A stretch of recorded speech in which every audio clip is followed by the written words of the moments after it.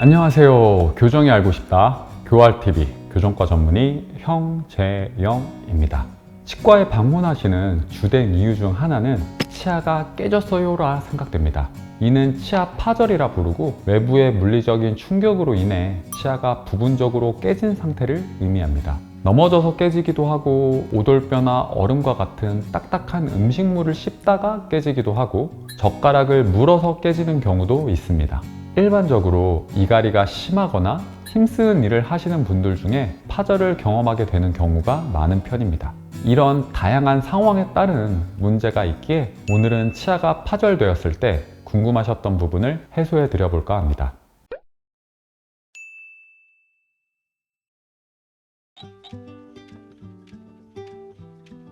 치아는 생각보다 단단하지 않습니다. 도자기가 떨어지면 깨지는 것과 같이 치아도 외상을 심하게 받으면 금이 가거나 깨지게 됩니다. 또한 컵 두 개를 세게 부딪히면 깨지는 것처럼 치아도 위아래를 너무 강하게 부딪히면 깨질 수 있고 딱딱한 음식을 씹다가 깨지는 경우도 상당히 많습니다. 또한 오랜 시간 꾸준히 사용하다 보니 자연스레 치아는 마모되고 금이 가게 되는 경우도 많습니다. 다른 영상에서도 설명드렸듯이 치아의 조직학적 구조 문제 때문인데 치아는 길고 가느다란 다발성 관이 모여서 묶여 있다고 보시면 되고 이 관들이 갈라져서 금이 가고 심하면 깨지게 됩니다. 추가적으로 모든 힘은 분산되면 상대적으로 피해가 작아지게 됩니다.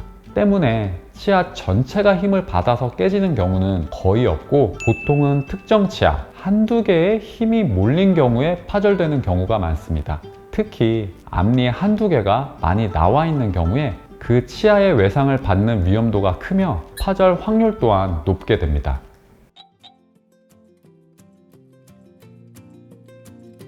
보통 전치부 앞니가 파절된 경우에는 당연히 그 부분이 눈에 띄게 보이실 겁니다. 사실 대부분 전치부 파절은 외상으로 인한 파절이기 때문에 외상 자체만으로도 치아의 주변에 통증이 심해서 단순 통증만으로 치아 파절을 확인하기는 어렵습니다.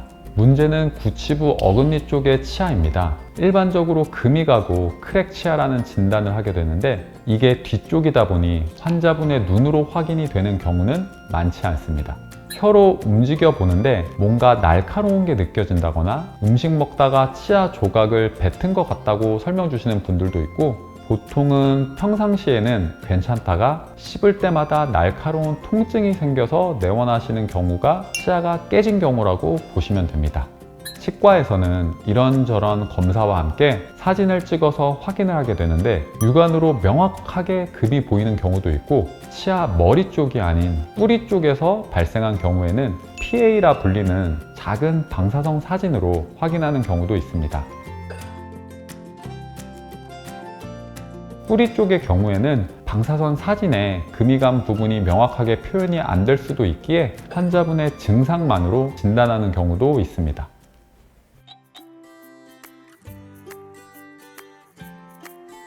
파절의 범위에 따라서 완전히 치료 방법이 달라집니다. 표에서 보듯이 진단명 자체가 다르고 당연히 치료 방법에도 많은 차이가 나고 예후에도 심한 차이를 보이게 됩니다. 에나멜이라 불리는 범낭질에 한정한 파절이라면 사실 전혀 치료가 급하지 않습니다.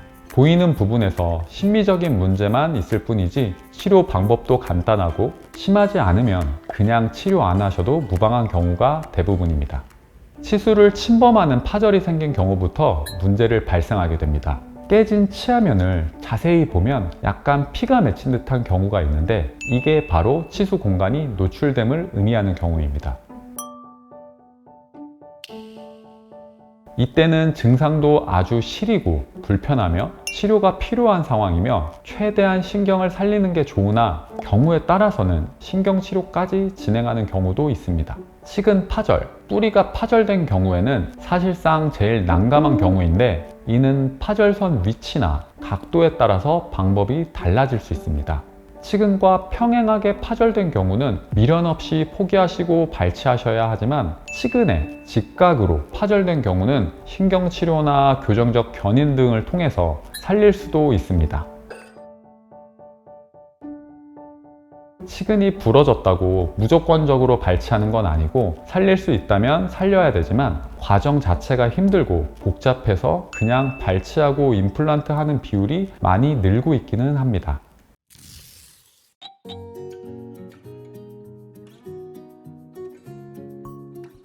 아마도 많은 분들이 겪게 되는 부분이라 생각되는데, 이는 범낭질에만 한정한 경우일 건데 사실 한 번쯤은 병원에 방문해서 확인하는 작업이 필요하긴 합니다. 또한 날카로운 부분이 있을 수 있고 남아있는 부분에서 위아래 교합 힘을 많이 받게 된다면 추가적으로 더 깨질 위험성이 많을 수도 있기에 이를 방지하기 위해서 치아를 다듬는 작업 정도는 필요할 수 있습니다. 물론 엄청 급하게 하루 이틀 내로 병원을 방문할 필요는 없다고 생각됩니다.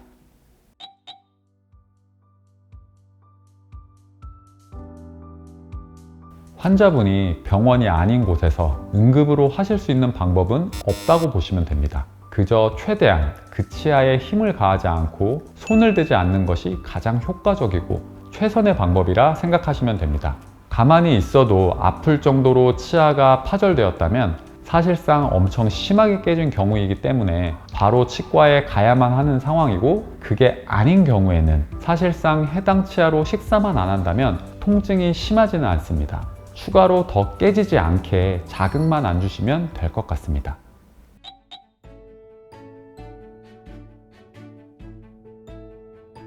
치아가 완전히 그대로 빠진 경우가 아니라면 깨진 조각은 큰 의미가 없습니다. 물론 그 조각을 기존 치아와 접착 레진으로 붙이는 경우도 있지만 그보다는 다른 보철 치료로 만들어내는 게 훨씬 이쁘게 마무리할 수 있기 때문에 굳이 깨진 조각을 들고 오실 필요는 없습니다. 물론 치아가 완전히 빠진 상황이라면 최대한 빠르게 치아를 입안에 머금거나 우유에 담아서 치과에 방문해 주셔야 됩니다.